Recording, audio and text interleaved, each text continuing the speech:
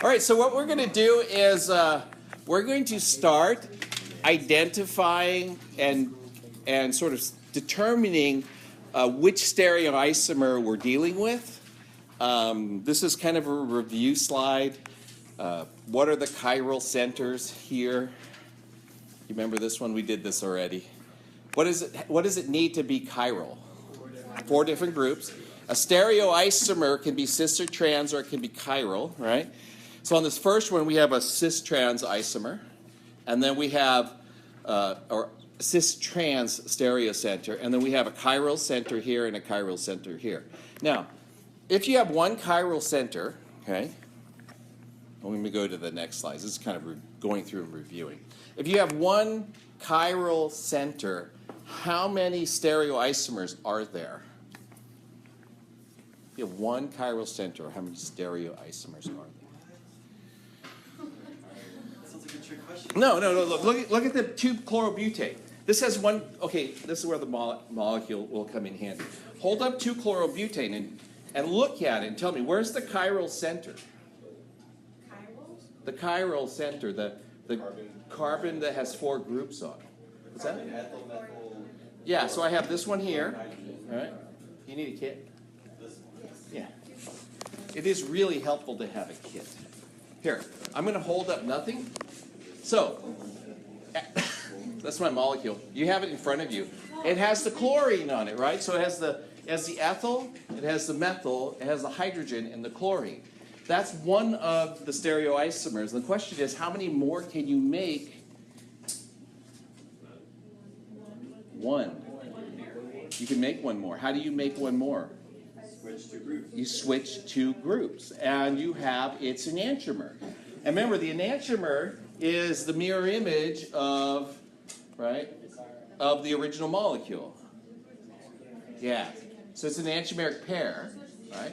So you're holding one in your hand, regardless of which one you're holding. If you switch any 2 groups, you're going to be holding the other one in your hand, right?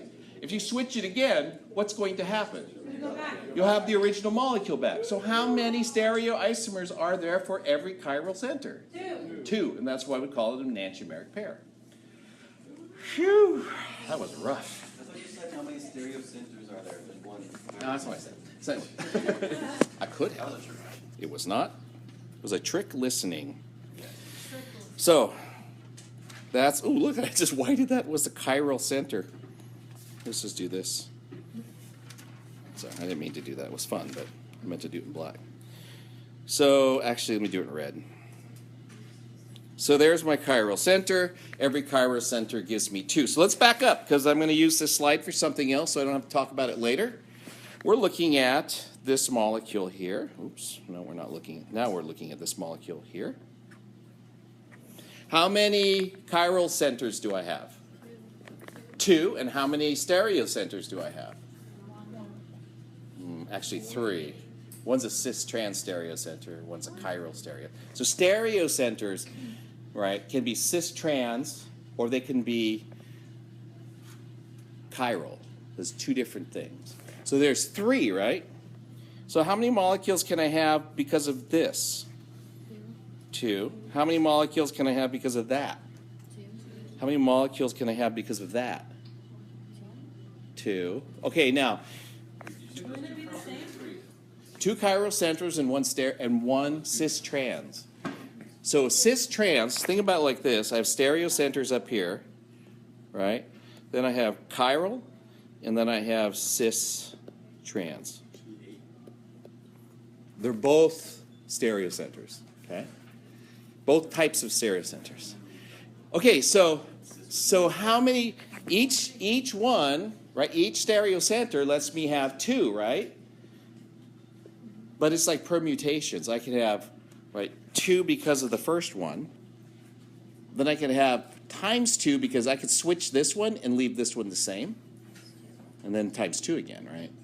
So in other words, I have 2, 4, I have 8 different molecules that can be created from this one that are all stereoisomers of the original.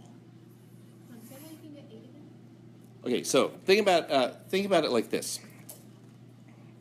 This may be more abstract than it's worth, but let me just try it. let's say I can have two choices, 0 and 1. Okay? 0 is one enantiomer, and 1 is the other, or 0 is one cis trans isomer, and 1 is the other. Okay? So one molecule could just be thought of as 0, 0, and 0. Those are all the choices for the stereocenters. How many unique molecules are there, right? Well, you know, I can switch one of these and make it like this. Or I can go like this, make that 0 and switch one of these, right? Or I could go like this. So you see all the permutations, all the possibilities that I could have. This is conceptual now. So if I have one stereocenter, okay, and let me just do it on the board real quick. Let me just do it on this board. And I'll do a relatively simple one.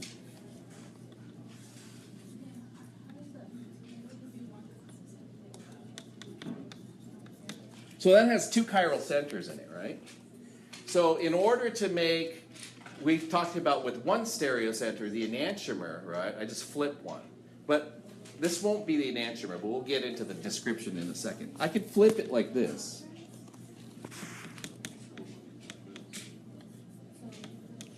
And that is definitely a different molecule than the first one, right? And then if I wanted to, though, I could go like this. And I could leave this one alone. And then I could switch this one. All right? What's the other choice? Both. I can do both of them. And this is like this.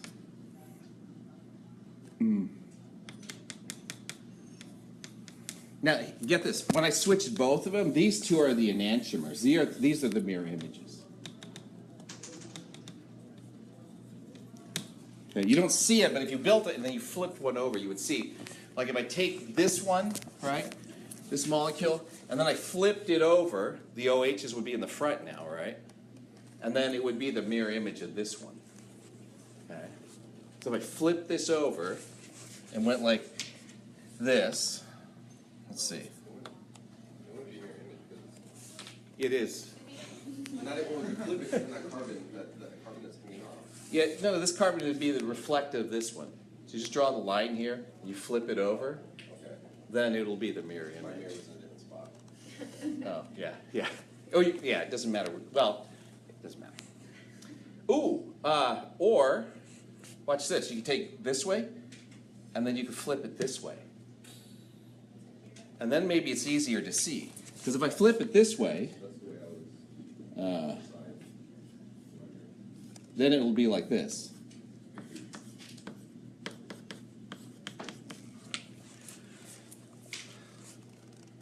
And then this, if you draw the line here, is the mirror image of that. There's a lot of ways you could put the mirror plane. But the idea is, I got 4, right? I had 2 centers, there were 4. If I have 3 centers, I have 8. Okay? So the general rule is you can have as many as 2 to the n.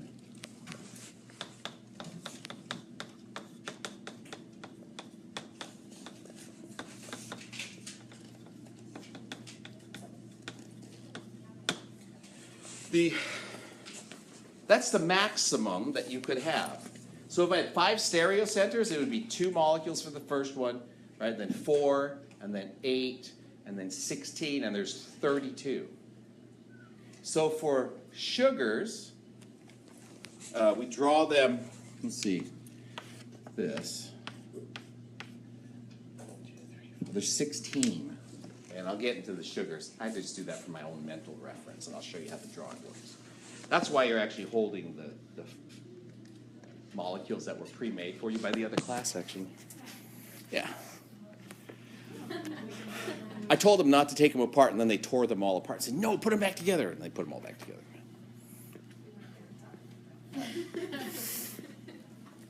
Okay, so back to one stereocenter for now. We want to do is we want to be able to assign or designate which stereoisomer is which stereoisomer. So if you look at these two compounds, okay, for the nomenclature rules that we have now, all you would do is say 1, 2, 3, 4, or 1, 2, 3, 4. Chlorine is the substituent. We haven't talked about this. I don't know why we haven't talked about it yet, but I just realized I should add it to the nomenclature. This is called 2-chloro. So halogen, we talk about halogenated hydrocarbons. The way you name them is if it's chlorine, you just say chloro. If it's bromine, you do bromo. Iodine would be iodo, right? It always sounds funny. See, everybody laughs when you say iodo. So that's 2-chlorobutane. But the enantiomer of 2-chlorobutane can't have the same name, otherwise the nomenclature system is bad, right? So what we have to do is we have to come up with another way to name it. And oddly enough, you're all holding 2-chlorobutane very close to you right now. So what we're going to do is this. We're going to use what are called Kahn, Ingold, and Prelog rules. I haven't said this yet, right? This is all new? Yeah. It's new. Okay, good. We're going to use Kahn, Ingold, and Prelog rules. There's three scientists who came up with these rules that we can apply to chiral centers to designate what we call their configuration. Now, the two configurations, before we go into all the rules, the two configurations are R and S. R is for rectus or right, so it's Latin. S is for Satanic? Or sinister. satanic. Sinister. Sinister. Sinister for left-handed people. They're all sinister. I married a left-handed person, so you know, my sinister wife. Or according to Shelley, satanic. What? I said, or according to Shelley, satanic. Yeah, we're satanic. Thanks, Shelley. I will never forget that now. I'm going to play this recording back for her. So this is how you make the assignment. You make the assignment based on atomic numbers. So you find the chiral center, okay? That's the first thing that you're going to do. And everything attached to the chiral center gets a priority number. So we're dealing with this guy right now, 2-chlorobutane, okay? Oh, I got to put the chlorine down there. 1 goes to the atom with the highest atomic number or the highest priority, okay? So what has the highest priority on that molecule? On the chiral center, so we're looking at this chlorine, the carbon here. What has the highest? Chlorine does. So we're going to give that a number 1. Okay? And then we give priority, again, to the next two groups, but they're both carbon, right? So this carbon, what's the atomic number of carbon? 6, right? So this is 6, and this is 6. Oh, now we're getting close to, never mind. Oh my gosh. Okay, so that's atomic number 6. So that's a tie. But you notice that at this point, this carbon is bonded to another carbon, which is over here, and my cursor got stuck, right? So this is the higher priority. Yeah. So if there's a tie, you always look at the next group out, and you look for the highest atomic number. So this is carbon, right? And this is carbon, and then, sorry, back up for a second.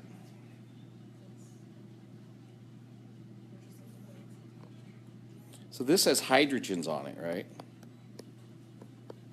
So at this point, this carbon, you think about it as hydrogen bonded and hydrogen, and then you're looking, that's for this atom here, and for this one, it's bonded to carbon, hydrogen, and hydrogen.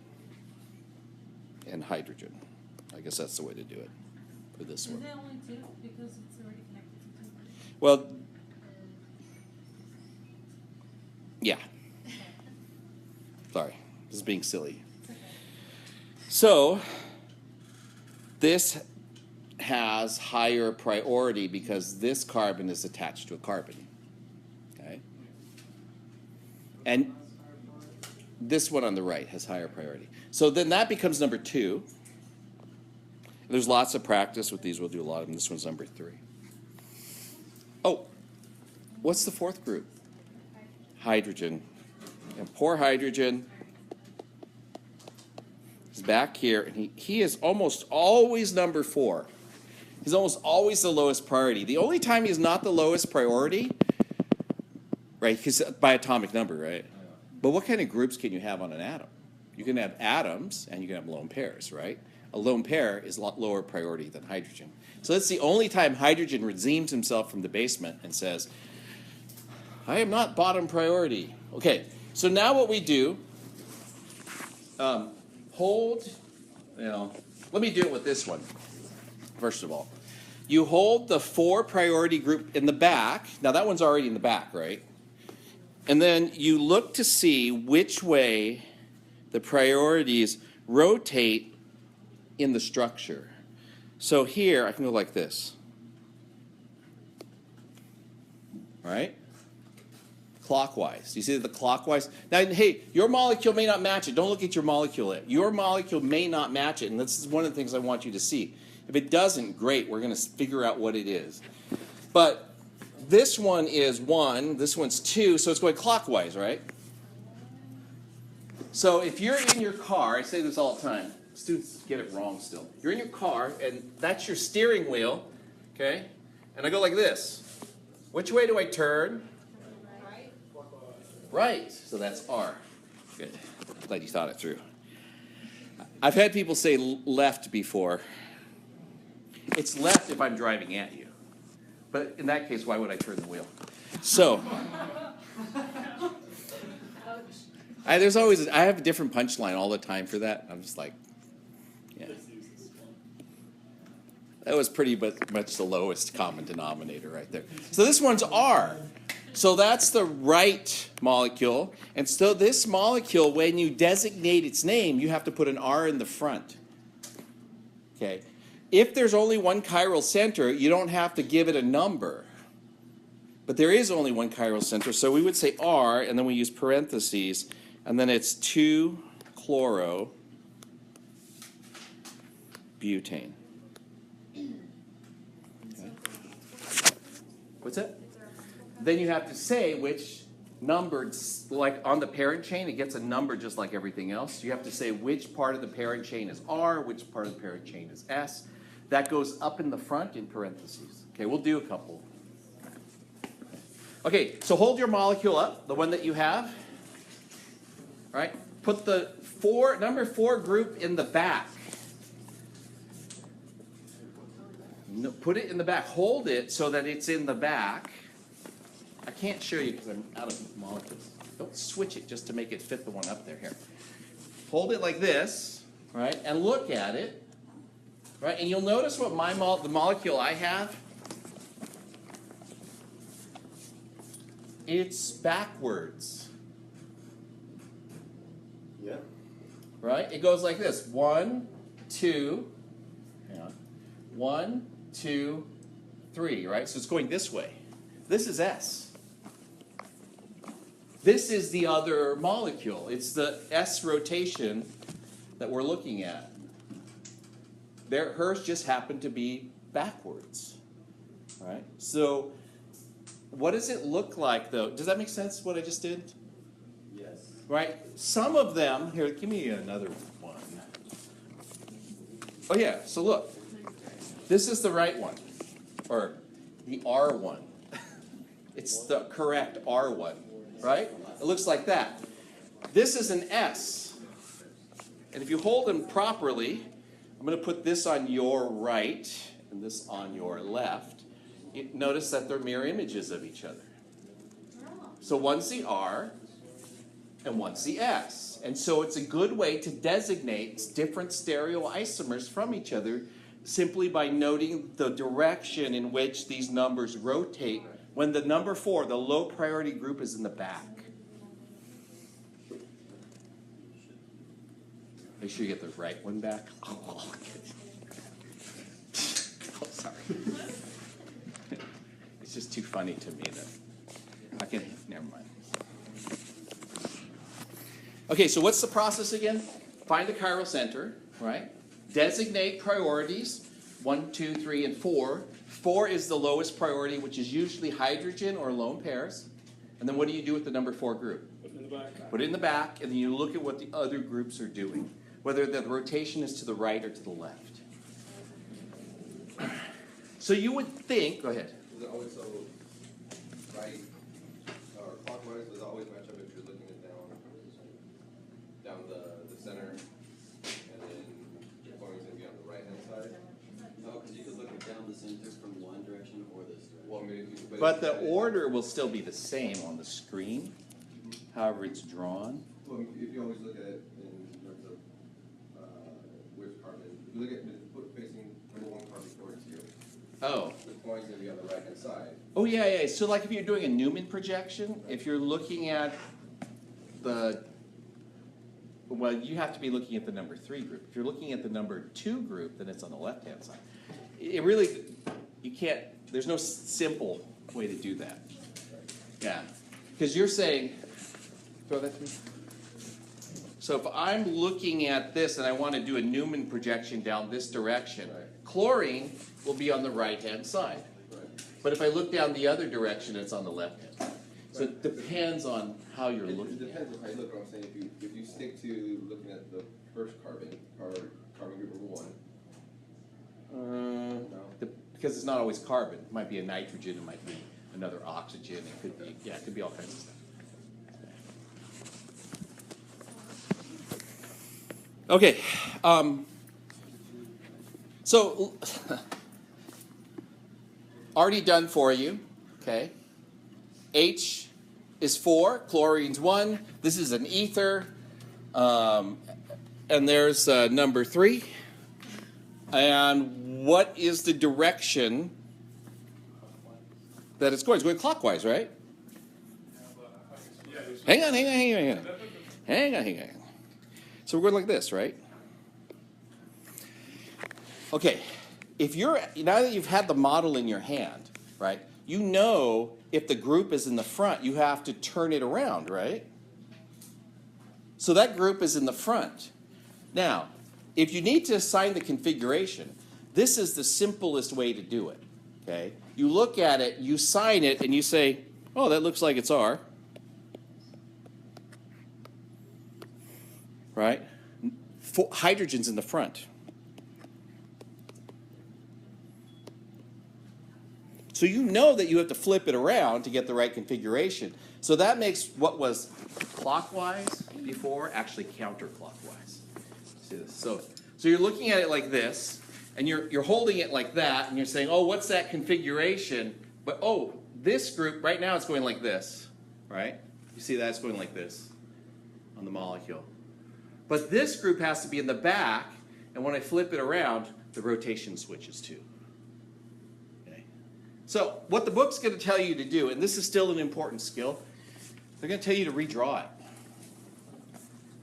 How do you redraw something like this? Well, if you're going to switch a pair, like you wanted to switch these and put the hydrogen in the back and have the chlorine in the front, then that's the mirror image. So then you have to switch these too. So you actually have to switch these and these in order to get the same molecule with the number 4 group in the back.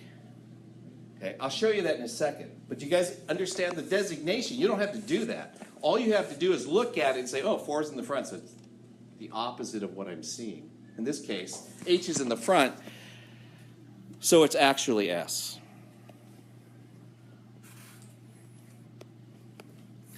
Right? Rather than redrawing it over and over and over again until you get the right group in the back.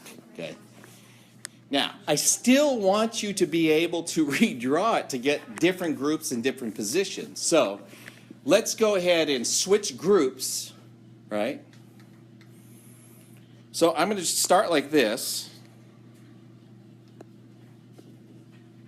And then I'm going to go like this. And I'm going to say this is now the chlorine, and this is now the hydrogen, right? How many groups did I switch? 2. I have to switch 2 more. Right now what I have is I have the enantiomer of the molecule that's on the screen, right? So now I have to switch 2 more groups in order to assign the configuration.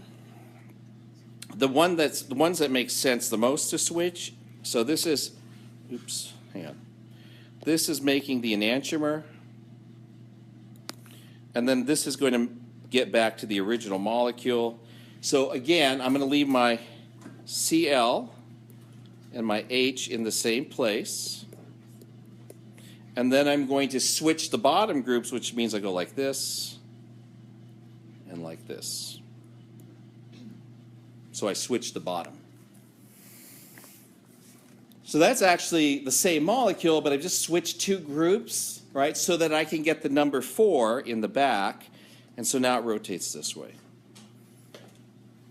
Because chlorine's number 1, oxygen would be number 2, and then carbon would be number 3. It's going counterclockwise. That's S. Okay?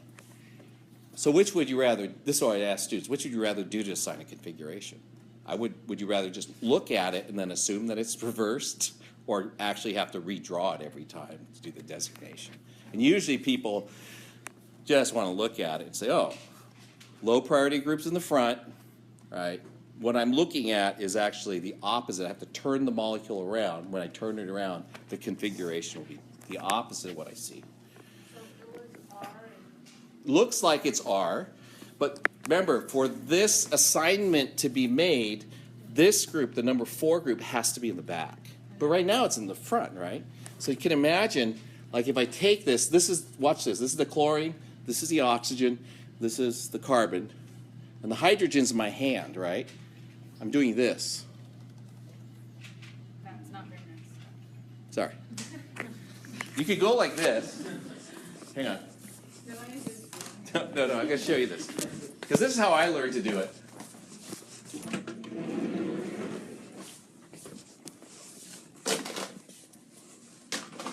Sharpie. Okay, got to get a Sharpie, right? I'm going to go like this. So the back of my hand is 4. So I'm going to go 4. I don't know if you guys saw the other day, I had numbers written on my hands. That's 4, right? And this is 1. And this is 2. And my thumb is 3. Now, if you number the fingers on this hand and the back of your hand exactly the same way, like the mirror image, then you have the enantiomers of each other. Now I can go like this. So, oh, 4 is in the front. What is it? Oh, it's this way. 1, 2, 3. It's S. Right? And eventually you'll be able to do that without the numbers on your fingers. And then the test always looks funny because it looks like a bunch of gang members taking organic chemistry tests because they're all like this. I don't even know what those things mean, but I'd probably get shot for them. So. Not recording that part. All right. So yeah, that's a simple way to do it. Put 1, 2, and 3 on your fingers, and then you think to yourself on paper, it looks like that, and then you just look at your fingers, and they tell you which way the rotation is. If you're really clever about it, you can get it so that when your fingers fit on the screen, your left hand is always S, and your right hand is always R. It's just too much work for my brain, so I don't do it. But I didn't want to be that clever, but I know you can be. Some of you would be really good at it. Okay. See, this is the book's rules. Orient the molecule so lowest priority is always away from you. You kind of know now. You just rotate it on paper or in your head. Okay, so I'm going to skip all this stuff. There's all this stuff about switching groups and gives you the enantiomer. Makes the designation so much harder. Okay, so we're going to do this molecule.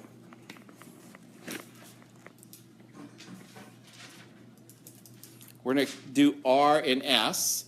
So I have to find my chiral center, which is this one that's here. And then it helps to draw the hydrogen in. So which way is the hydrogen going? Wedged. Wedge. So it's coming out. Okay. Now, the highest priority is? The mean? Which has the highest atomic number? Oxygen. So what's the highest priority? Oxygen. 2 and 3. So it's going like this. I don't usually draw the whole circle, it just felt like at that time. What is that? Huh? Counterclockwise? Look, it's counterclockwise. So just write this, looks S. Right, you're driving your car, you're running people over off the other sidewalk. And then, what's wrong with that? Hydrogen's in the front, right? So it needs to be in the back. You would have to rotate this molecule around. We're not going to do that. So H in front. But remember, H is just the lowest priority group. Right? So it's not always H. It could be a carbon. It could be all kinds of things. So this is actually R. If you want to use your hands again, I would have to go like this with this one because 2 would be over here, 1, 2, and 3, like this. And then when I flipped it over, right, it would go like this, 1 and 2 this way, so it's be clockwise. And you don't really have to write the 3 or the 4. Yeah. You just have to figure out how to draw the numbers on your fingers so you can always match 1 with 2. And don't do this. I see people doing this all the time. They go, 1's here, oh, 2's on this finger, so then they start going like this. Right? That's why you have to draw in your other hand, because you just have to place it on there and then turn it around. Does that make sense? The hand drawing? I can draw on your hands later if you want. I don't do face paints, but I do numbers on fingers really well. We're going to skip the top one because we just did that one. Let's do this amino acid.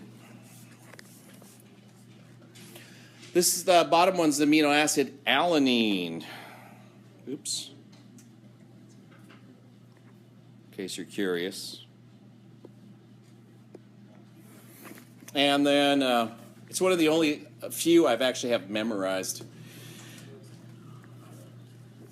But at the end of the year, end of the spring, you'll have to have all of them memorized. And I'll have them all memorized again. But still, alanine and glycine are the only ones I can remember off the top of my head. The rest I have to rememorize every year.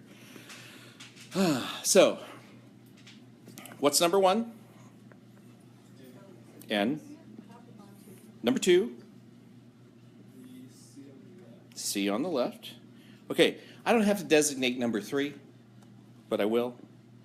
Hydrogen's in the front. This is going which way? That way, right? Counterclockwise. So it's actually R. Dr. J, why is the NH3 higher if oxygen has Oh, because it's whatever you're directly bonded to. So this is like a trick question, right? These oxygens aren't the first thing you look at. You look at this. So I'm comparing this carbon to this nitrogen. Nitrogen's higher than carbon. Yeah, and you go directly to the first group out. You're not saying, oh, like if all the atomic numbers on this, if you add them up, there's more atomic numbers here than here. You're not doing that. You're just looking at the atom that's attached and saying, what's its atomic number? This is 7, and this one is 4. 6. What am I saying? I don't know where 4 came from. Oh, yeah, I know where 4 came from. Group number. Sorry, I'm like, should have thought about it a little harder. Okay.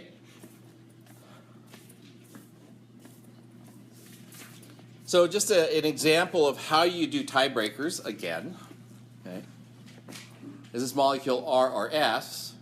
Well, if you go 1 carbon out, they're exactly the same, right? So these two, this carbon and this carbon are exactly the same. This carbon is bonded to a carbon, hydrogen, and hydrogen. And this one is a carbon, hydrogen, and hydrogen. So you go to the next layer out, right? That's carbon, hydrogen, hydrogen. And this one is carbon bonded to carbon, carbon, and hydrogen.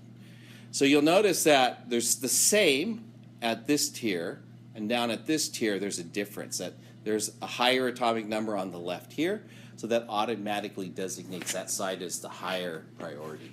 Okay? So again, it's based on atomic numbers of what is directly attached to the atom.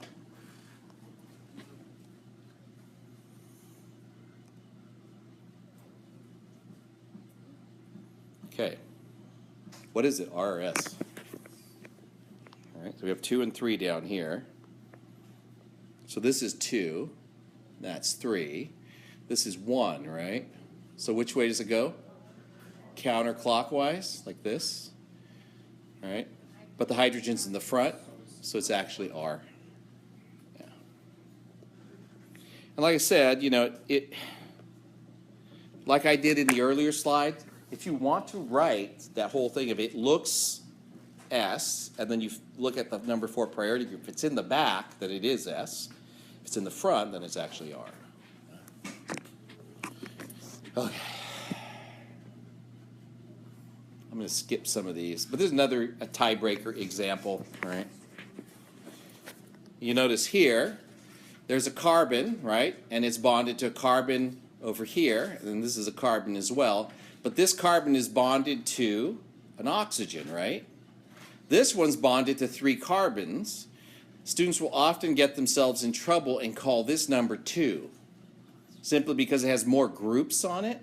But this one is attached to oxygen. If you look at atomic numbers, like what is this carbon attached to? It's attached to an oxygen and 2 hydrogens. This one's attached to 3 carbons, but oxygen is then the tiebreaker. It's the highest atomic number. Okay. Still make sense? All right. You can tell I'm going to keep burying you deeper and deeper. Okay. So look at this one on the top left. We haven't done any double bonds yet, but a double bond is listed like this. So each bond to the oxygen gets counted as another priority placement, right? So if I'm designating for this molecule R and S, right, this is number 1 because it's a carbon bonded to 2 oxygens, right? This is a number 2, and this is number 3, and we're going like this.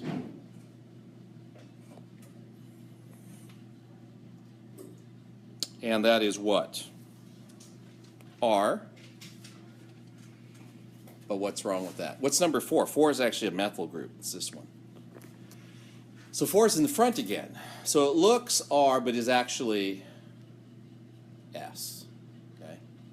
So like I said, right, the group, the number 4 group, doesn't have to be hydrogen. In this case, it's a methyl group. Just as a point of reference, all the way through my slides up to this point, I didn't realize I always put the number 4 group in the front. I made this realization like last week as I was lecturing. Like somebody asked me the question, they said, so you assign the numbers, you look at it, and then you reverse the configuration. I'm like, yes. But then I realized, oh, not for everything, because if the number 4 group's in the back, and then I look back through my slides, and sure enough, every single slide up to this point has it reversed, okay? So this one is not reversed. Whew. So we're finally to the example that is the counter example. Okay, so I have a hydrogen at the bottom. So number 1 is which? The Cl. Number 2 is which carbon, left or right? Right? Because this is a carbon with bonded to 2 carbons, right? Actually 3 carbons because of 1, 2, and 3. And this is a carbon bonded to a carbon, carbon, and a hydrogen that's not shown here. So this one wins. So this goes like this. So this one is actually R. This was the example where the student says, well, don't you reverse it? I'm like, no. Why would you ask that? And I realized. Like, okay, this is just, I'm going to skip this slide. This is another example of priorities. All right, let's do this one. We have the R and S from the names already, but let's go ahead and show it's R and S. So I'm looking at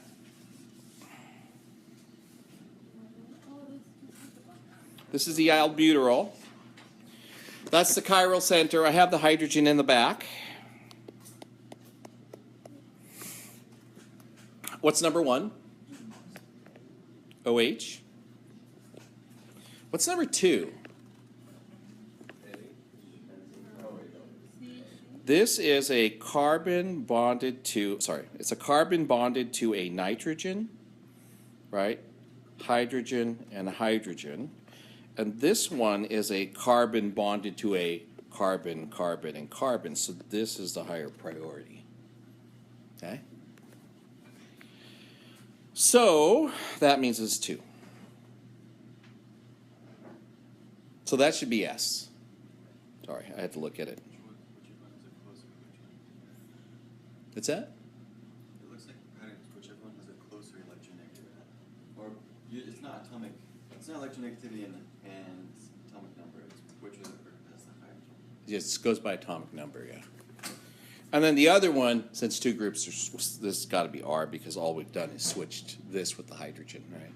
So this one is R. Okay. So here's some examples of names. We're talking about 1 center and 2 centers, right? So when there's only 1 center, we just designate the configuration of the molecule as either R or S. You put it in parentheses. You don't have to write it in red. Right? So R2 butanol and S2 butanol. On the other hand, when you have 2 centers, then what you have to do is you have to designate the configuration of each center, give it a number. This is the, if you're naming these, this is, we haven't done alcohols, but this is 1, 2, 3, 4, and 5. So on 2, we have an R configuration. 3, we have an S configuration. And then the rest of the name is essentially what you would normally have named it. It's 3-methyl-2-pentanol. So this is the methyl group on the carbon number 3. This is the 2-pentanol. OL stands for the alcohol functional group. And we're putting the 2 in there to designate that the alcohol is coming off of carbon number 2, right? That was a lot, but that's how it's done. Questions? So designating priorities comes down to atomic numbers of things that are connected. Once you've designated the priority as R or S, then you can put it into the name. And if it's 1 center, no number needed. If it's 2 centers, you have to designate which one's R and which one's S, or vice versa. Okay. So let's say you have a mixture of these 2 carbones. One of them is, and it's an isoprene. But one of them is mint, and one of them is caraway, right? And you have a mixture of the 2. How do you know the percentages of mixtures? And the first thought would be, well, maybe the boiling points could be assessed, or the densities could be assessed. Turns out R and S have all the physical properties that you guys have covered so far in class are all identical. Boiling points, melting points, densities. The odors are different because of the way they interact with receptors in our nose, but you're not going to be able to assess like percent purity to a mixture based on how it smells, probably, unless you have a really good nose. So the classic way of determining the composition of mixtures of enantiomers is to use what's called optical rotation. Okay? So imagine, and we've had a little bit of this discussion because we've talked about infrared, right? Light is a wave, travels as an electromagnetic wave. And we talk about this thing called plane polarized light. Just ignore the concept of plane polarized light for now.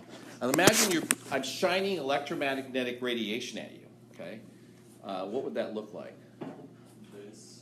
Like light? Yeah, like this. It would look like what you're seeing now. It would be light, okay? And we use only a single wavelength of light because it turns out if you have multiple wavelengths, then it gets really confused as to what's going on. But if I'm shining one wavelength of light at you, let's say this whole row is all R molecules. As the light passes through you, okay, the light will rotate. Every time it hits a molecule, because the molecule is chiral, it begins to rotate. And as it passes through the solution, so this is a solution, right? You guys recognize? There's some solvent in here. There's a solution, 3 molecules. So it's going like this, right? The light's going like this, rotating through like this. Okay. And so if you could make an image out of it, the image should literally begin to rotate in the viewfinder. But it's only one wavelength, so you're not going to see color. You're just going to see the light rotate. So I don't know how to explain it any other way. Okay, So this is what chiral, this is the thing that differentiates enantiomers from each other, is the way they interact with light. So you guys, I called you the R's, okay? Let's say you guys were the S's. My R molecules, when the light was going this way, it was going like this. And every molecule it ran across caused it to turn, right? But these guys are my S's. Oh, there's only two of them. It's not going to turn as far, unfortunately, but it'll go like this. It'll turn the opposite direction. So the polarization of light rotates as it travels through a solution of one enantiomer. Now, let's say I mix these, and let's imagine there were 3 people in this row and 3 people in this row. Well, there are 3 people in that row. Let's not imagine. And I took the 3 and I pushed them all into one row. And then the light's traveling down, right? Should I make you?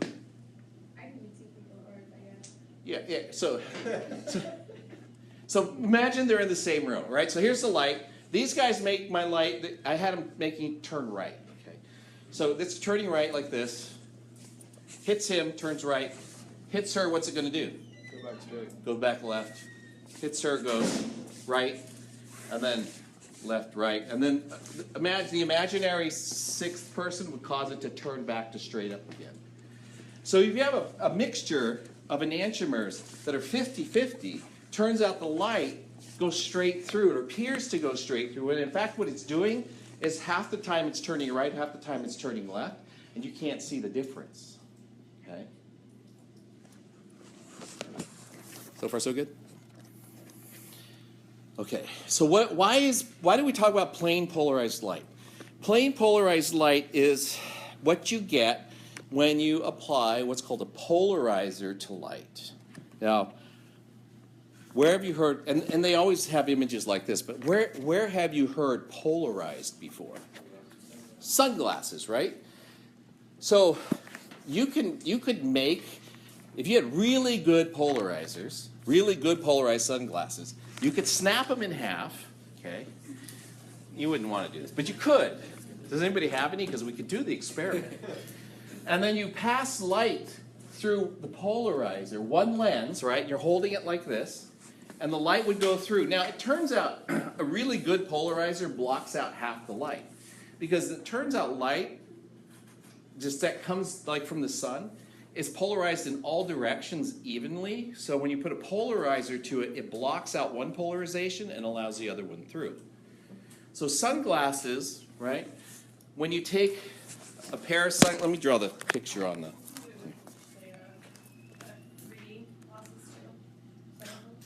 Really? Oh, yeah. So the new movies, they use polarized light to generate the 3D images. So if you go to the movie theater, they're cheap. You can break them in half. Right? Yeah. Right.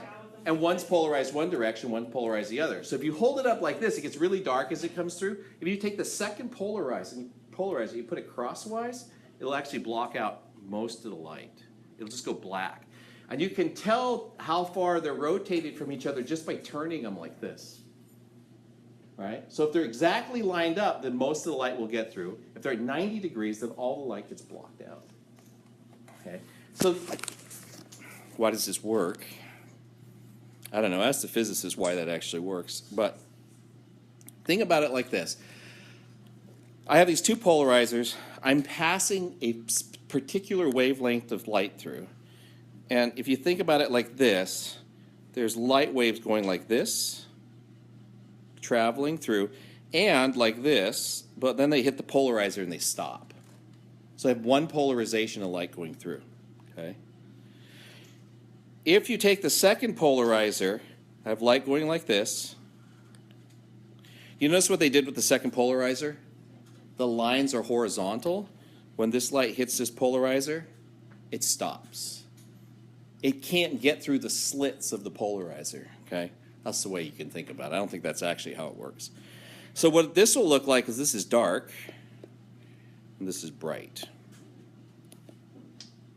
And that's what they're trying to designate. There's light coming here, and there's no light coming here. So then there is an instrument, it's called a polarimeter, okay? And this is how the polarimeter works. This polarimeter tube is actually a glass tube. Actually, ours are made out of quartz. It can be glass or quartz, like very high purity glass, okay? And it's got little windows on the end, and you can fill it up with one enantiomer or another, okay? So you can put in all the R or all the S into the tube. Now, normally you don't do that because pure enantiomers are typically a little bit more expensive to get, so you usually use a solution. But the light that goes through, okay, this polarizer, let's say it's straight up and down like this, so you see the lines in here. I have a light source, it hits the polarizer. Now I have only one orientation of the electromagnetic wave. It's going like this, right? And then what happens is when it hits the polarimeter tube, the polarimeter is filled with a solution of the optically active compound, the RRS enantiomer. That causes the light to rotate, okay? Now, when originally, okay, this is vertical like this, you'll get light through. But when the light hits the second polarizer, if this tube is filled with an optically active compound, it's no longer going straight up and down. And so some of the light will get blocked out and it'll get dim as a result of the light hitting that second polarizer and not having passed through the solution going in the same vertical orientation. So how do you know, right, what the degree of rotation is? You turn the second polarizer until the intensity looks like it did before. Does that make sense? So what you're trying to do is you know that this light, you know that this light, as it travels through, is rotating, okay? When it hits the second polarizer, you just turn it to match the intensity that you saw originally. Now, this is the way they show it. The way it's actually done, just by reference, well, actually, maybe you guys may or may not know this. Why are stars so bright at night? Because there's no other light source. They're actually there during the day. You just can't see them because the light... Sorry. Yeah, they're so bright at night because during the day there's so much other light. You know this? Well, think of now this. This is a good, happy thought, right? Because who doesn't like going out in the middle of the night? It's a romantic night.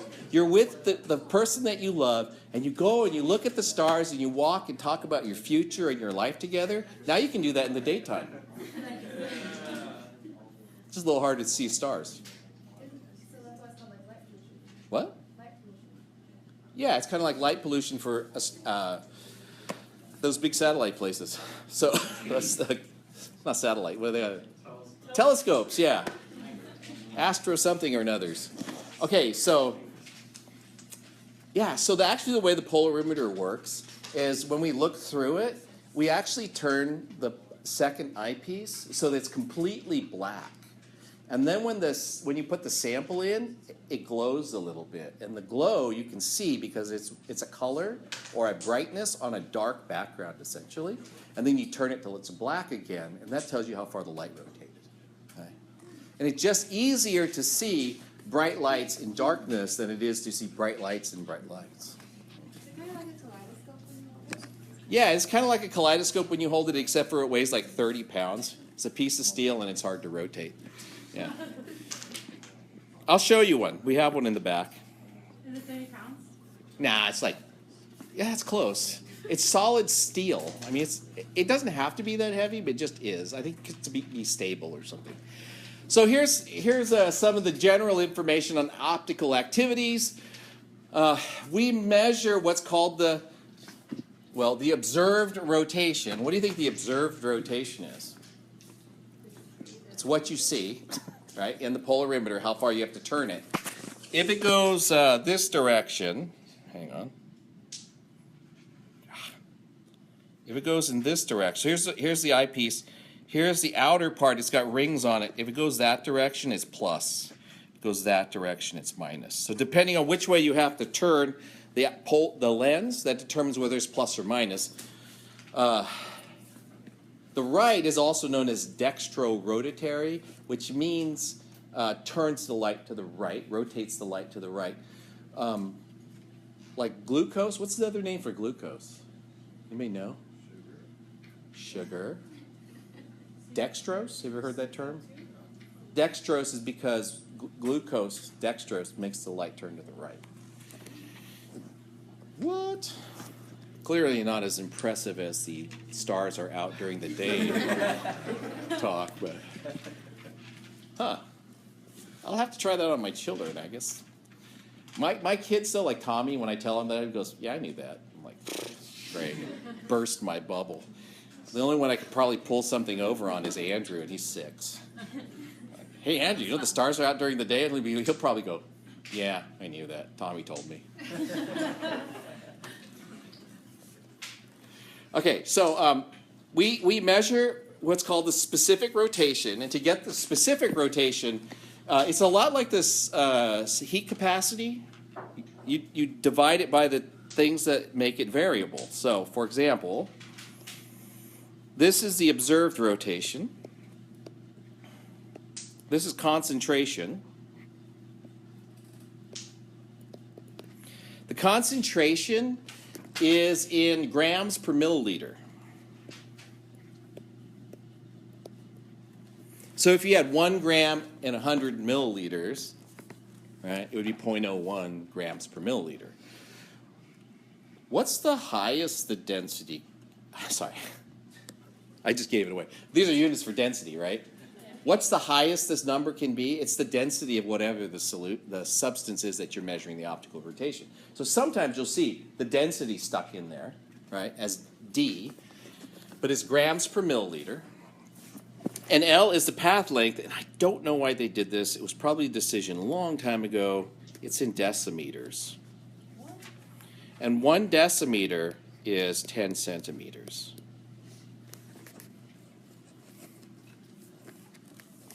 Now, it's affected by temperature and wavelength. So some substances at 25 degrees Celsius, I'll show you an example, will have an optical rotation in one direction, and when you heat them up, they'll rotate to the other direction. So it's temperature sensitive, okay? And it's also very sensitive to the wavelength of light. So we almost always report these things with a temperature and a particular wavelength of light. Here's an example of how it's notated. This is R2-bromobutane on the left. Great. And it has a specific rotation of minus 23.1 degrees, which means it turned the light 23.1 degrees to the left. All right? That's the minus. The D stands for 589 nanometers wavelength, which is actually one of the emission lines for sodium. So the lamp we use is often a sodium lamp, similar to like what causes light pollution in observatories when they have that yellowish light that you see everywhere. That's actually sodium lamps. Yeah. So it is a yellowish light. But instead of writing 589 down here, they always put D for some reason. And 20 would be the temperature. So R2-bromobutane has an optical rotation, a specific rotation of minus 23.1, and S2-bromobutane has a specific rotation of 23.1. If you mix those two together, 50-50, what's the rotation going to be? 0. There's a name for that solution, but a 50-50 solution is known as